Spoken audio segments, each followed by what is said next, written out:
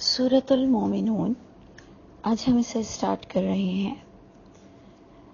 अऊज़ु बिल्लाहि मिनश शैतानिर रजीम, बिस्मिल्लाहिर रहमानिर रहीम। आप देखें कि किस तरह से ये इसकी स्टार्टिंग होती है, जो कि हम सबकी ख्वाहिश है कि हम किसी भी तरह ये जान सकें कि कामयाबी का राज क्या है। अल्लाह ताला हमें कोई टिप्स दे दें कि हम कामयाब लोगों में से हो जाएं। यकीनन आपकी भी यही ख्वाहिश होगी। और आप जानते हैं कि सूरह मोमिनून किस तरह से स्टार्ट होती है कि क़द अफ़लहल मोमिनून, यकीनन शक की कोई गुंजाइश नहीं है कि फलाह पा जाएंगे ऐसे मोमिन, यानी यकीनन फलाह पा गए वो मोमिन। और उनकी अब पूरी कैटेगरी बयान होगी। नंबर 1, अल्लज़ीना हुम फ़ी सलातिहिम ख़ाशिऊन, वो लोग जो अपनी सलातों में खुशू इख्तियार करते हैं। यानी आप देखें किस तरह से अंदाज शुरू होता है।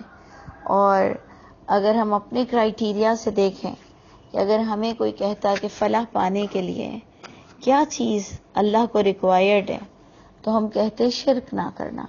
सबसे पहले हमारा काम यही होता, क्योंकि हमने जो कुरान से देखा कि शिर्क वो इम्पोर्टेंट टॉपिक है जो हर इंसान को समझना है और बचना है कि किस तरह से अल्लाह नाराज़ हो जाते हैं।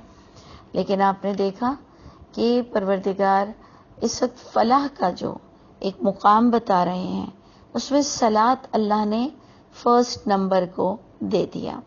फर्स्ट नंबर पर आ रहा है अल्लज़ीना हुम फ़ी सलातिहिम ख़ाशिऊन, सलात पढ़ने वालों के अंदर खुशू होना चाहिए। और रमज़ान बिल्कुल करीब है। इस आयत को अगर हम उस ज़ाविये से देखें और वैसे भी हम अपनी रोज़मर्रा की भी सलात को गौर करें, तो हम अपनी लगता है गिनती को पूरी करते हैं।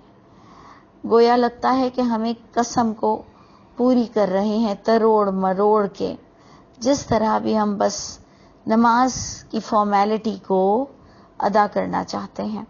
और अल्लाह ताला का फरमाना है खुशू इख्तियार करो।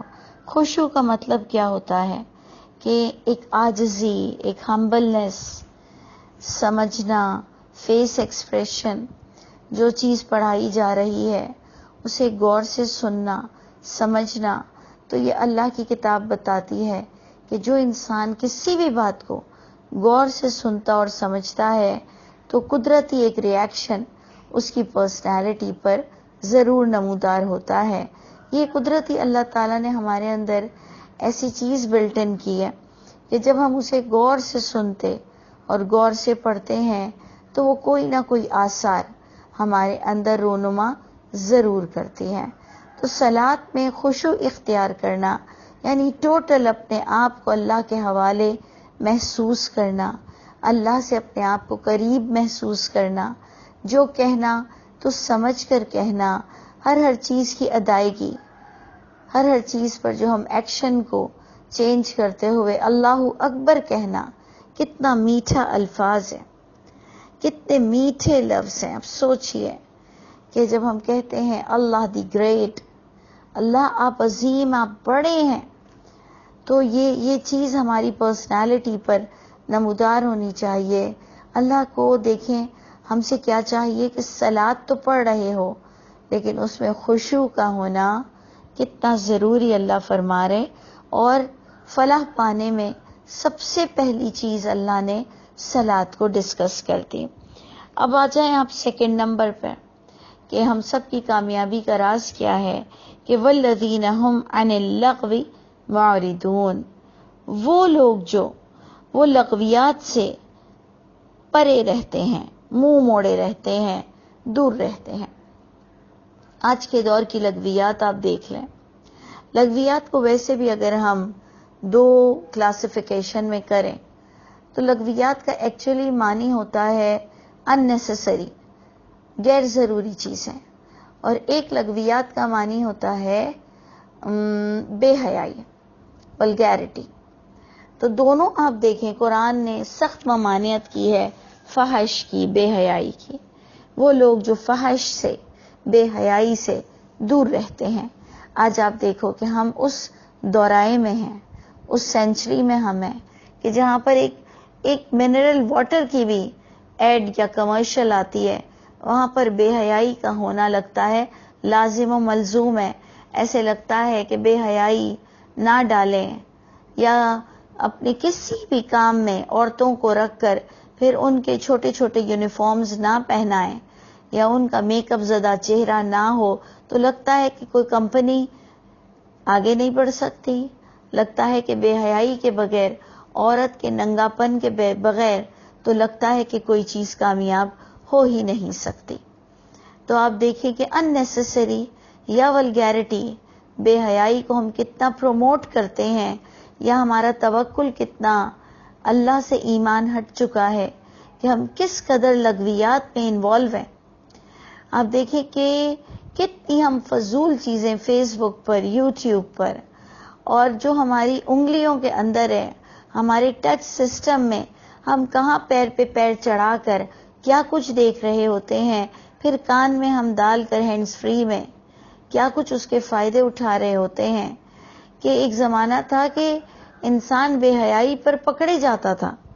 آج وہ دور سے ہم گزر رہے ہیں کہ کوئی کسی کو پکڑ ہی نہیں سکتا، سب کے اپنے انسٹرومنٹ ہیں، اور بے حیائی کو اپروچ اتنا ایزی ہے کہ جس کی وجہ سے خدا نخواستہ ہم ڈیفالٹر نہ ہو جائیں کہ ہم نمازی بھی تھے، ہم روزے بھی رکھتے تھے، ہم زکوٰۃ بھی دیتے تھے، لیکن ہم ولگیرٹی میں یا فضول کاموں میں ہم نے اتنا اپنا وقت لگا دیا. اور آپ دیکھیں کہ جب پلنگ پر لیٹنے کو آتے ہیں تو دل چاہتا ہے کہ تھوڑا سا گو تھرو ہو کہ آج کی پوری روادات کیا تھی، جس پر اب ہم جب کوئی چیز کو ایکسپلور کرنے بیٹھتے ہیں تو آپ خود گواہ رہیے، ایمانداری سے بتائیے کہ ہم اپنے ایکسپلور میں کہاں سے کہاں نکل جاتے ہیں، جو کہ بے انتہا اننیسیسری ہوتا ہے، جبکہ وہ انفارمیٹیو بھی ہوتا ہے، جبکہ وہ پروڈکٹیو بھی ہے. لیکن ہم بہت زیادہ، جو قرآن بتاتا ہے کہ جو غلط باتیں ہوتی ہیں ان کو تم اپروچ کرتے ہو، جو اچھی باتیں ہوتی ہیں تم اس سے دور ہو جاتے ہو. ایسا کیوں ہے؟ انشاءاللہ ہم اپنے آپ پہ کنٹرول ضرور کریں گے. تو آپ دیکھیں کہ ہمارا پورا تاثر ہمارے کانٹیکس پر ہونا چاہیے، اور وہ ہے قد افلح المؤمنون. یہ 4 لفظوں پر ہمارا، یہ تین جو الفاظ آ رہے ہیں، اس پر ہمارا پورا رجحان ہونا چاہیے کہ یقیناً فلاح پا جائیں گے وہ مومن. جس پر ہم نے پڑھا صلاۃ میں خشوع رکھنا، یعنی سمجھ کر پڑھنا.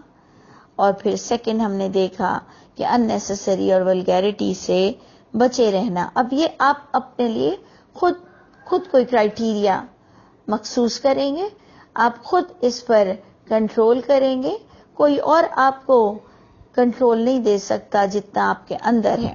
3rd پوائنٹ پر آ جائیں، والذین هم للزکاۃ فاعلون. اور وہ ایمان والے فلاح پا جائیں گے جو زکوٰۃ کے لیے فاعلون. اب لوگوں نے اس کا ترجمہ اکثر لیا ہے کہ وہ کامیاب ہوں گے جو زکوٰۃ کے معاملے میں زکوٰۃ کو صحیح ہاتھوں تک پہنچاتے ہیں. فاعلون یعنی زکوٰۃ کے فنڈز کے لیے کام کرتے ہیں کہ اس فنڈز کو کہاں، کس طرح صحیح جگہ پر پروڈکٹیو لگانا ہے. تو اگر آپ اس کا ایک اور بھی اینگل لے لیں کہ چلیں یہ بھی بہت، ان لوگوں کو بھی ہم اپریشیٹ کریں گے جو بہت سنسیئرٹی کے ساتھ زکوٰۃ پر فائل ہیں، کام کرنے والے ہیں. ایکچولی فائل کا معنی لے لیا جو زکوٰۃ کے معاملے پر کام کرتے ہیں، کس کی چھت بنانی ہے، کہاں پر لوگوں کو راشن پہنچانا ہے، کون سا ایریا میں پانی کی قلت ہے، کس کو کیا ضرورت ہے، بچوں کو کتنا پڑھانا ہے، ان کے سلیبس، ان کے یونیفارم، کتنے بیمار ہیں. یہ سب چیزوں کو دیکھنے والا زکوٰۃ پر فائل، زکوٰۃ کے پیسوں کے لیے کام کرنے والا. لیکن اگر ہم اس کا ایک دوسرا اینگل لیں کہ والذین هم للزکاۃ فاعلون، اگر ہم اس کا دوسرا اینگل لینا چاہیں، وہ لوگ جو زکوٰۃ کے معاملے پر عمل درآمد ہے، یعنی زکوٰۃ کے لیے لگے پڑے ہیں، کام کر رہے ہیں. تو آپ دیکھیں کہ دونوں طرح سے ہو جائے گا کہ ایک صرف زکوٰۃ کے امور پر اس کو بانٹنے میں کام کرتا ہے، اور ایک ہے وہ لوگ جو زکوٰۃ کے لیے عمل درآمد ہے، یعنی زکوٰۃ نکالتے ہیں، زکوٰۃ اپنی لوگوں سے اس کو فائدہ پہنچاتے ہیں. زکوٰۃ دینے والے بھی اس میں جا سکتے ہیں، جو فاعل ہیں، جو عامل ہیں، جو عمل کر رہے ہیں زکوٰۃ کے معاملے میں، ان کا عمل ہے کہ وہ نکالتے ہیں زکوٰۃ. دونوں طرح سے اس کے اینگل جائیں گے. تھرڈ پوائنٹ پر آ جائیے، فورتھ پوائنٹ پر آ جائیے کہ والذین هم لفروجہم حافظون، اور وہ لوگ جو وہ اپنی فرج کی حفاظت کرتے ہیں. فرج کس کو کہتے ہیں؟ جو کہ شرم کی جگہ ہیں. اللہ فرماتے ہیں جو اپنی فرج کی، اپنی شرم کی جگہوں کی حفاظت کرتے ہیں. اللہ، اب اپنی فرج کو کس کے آگے انسان کھول سکتا ہے؟ علی ازواجہم، اپنی زوج پر، اپنے جوڑوں کے آگے، چاہے بیوی شوہر کے، شوہر بیوی کے آگے. یہ فرج کی حفاظت حتی الامکان کرنی ہے، لیکن جس بات کے لیے اللہ نے اسے جائز قرار دیا وہ آپ جانتے ہیں کہ ادھر اپنی بیویوں یا اپنے شوہر کے آگے وہ اس کو کھول سکتے ہیں، یعنی نکاح کے بعد، جبھی تو وہ زوج بنتا ہے. نکاح سے پہلے وہ زوج مانا ہی نہیں جاتا، وہ ایک عام انسان، ایک عام عورت، ایک عام مرد کہلائے گا. جب زوج کا لفظ آ گیا تو یعنی وہ ایک نکاح کے بندھن میں بندھ چکے ہیں جس پر وہ اپنی فرج کو کھول سکتے ہیں. او ما ملکت ایمانہم، اور جو ملکیت میں ہیں ان کے دائیں ہاتھ کی. اب اگر آپ قرآن میں اس کے ٹاپک کو غور کریں تو آپ آزاد اگر ہیں، یعنی اگر آپ غلام نہیں ہیں، تو آپ کو حکم ملا ہے سورہ اگر 5ویں پارے کا فرسٹ پیج، فرسٹ 1 سے 1.5 رکوع اگر آپ غور کر لیں، اگر آپ پڑھ لیں تو اس میں باقاعدہ آپ کو ملتا ہے کہ آزاد لوگ آزاد سے شادی کریں اور لونڈی غلام آپس میں شادی کریں.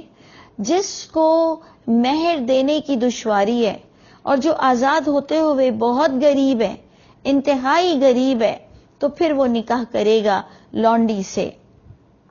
اور پھر اس کو وائس ورثہ کے طور پر لیں گے کہ اگر کسی عورت کو شادی کرنا بہت ضروری ہے اور اگر وہ آزاد ہے لیکن وہ اس کو کوئی معیاری شخص مل نہیں رہا، تو تب بھی ہم دیکھیں گے کہ تب جا کر لونڈی غلام سے شادی کرنے کی اجازت آئی ہے. نہیں تو آزاد کے ساتھ کرے گا اور غلام لونڈی آپس میں ایک دوسرے کے ساتھ شادی کریں گے. اور یہ تمام بندھن نکاح کے ساتھ ہے.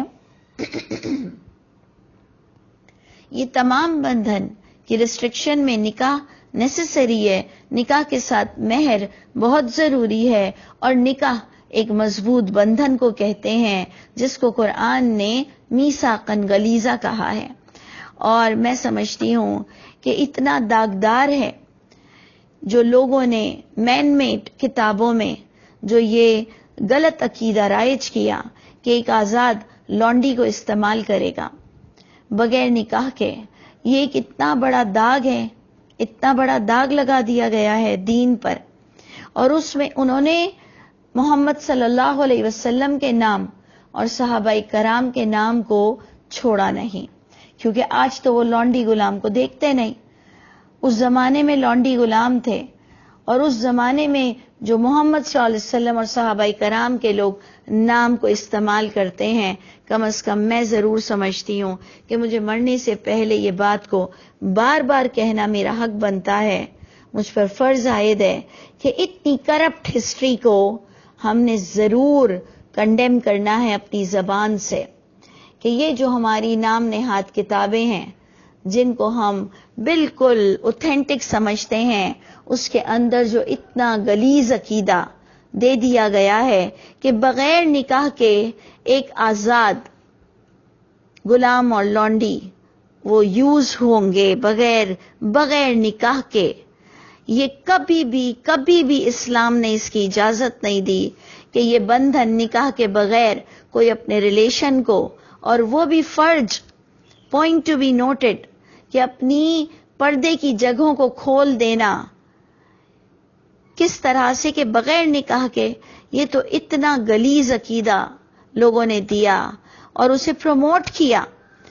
تو آپ پر اور مجھ پر ایک فرض بنتا ہے کہ ہم اس عقیدے کو نکالنے کی کوشش کریں، سمجھانے کی کوشش کریں. اور اگر آپ کو واقعی 1 to 1 ہم سے ڈسکس بھی کرنا ہو، یو آر موسٹ ویلکم. آپ آ سکتے ہیں، بات کر سکتے ہیں کہ ہم نے اتنی بڑی بات کی ہے، محمد صلی اللہ علیہ وسلم پر جھوٹ اور صحابہ کرام پر جھوٹ بات کی ہے، جس کا ہم کیا جواب دیں گے کہ ہم ایک عام انسان پر غلط بات کریں گے اور وہ بھی بے حیائی کی بات کریں گے.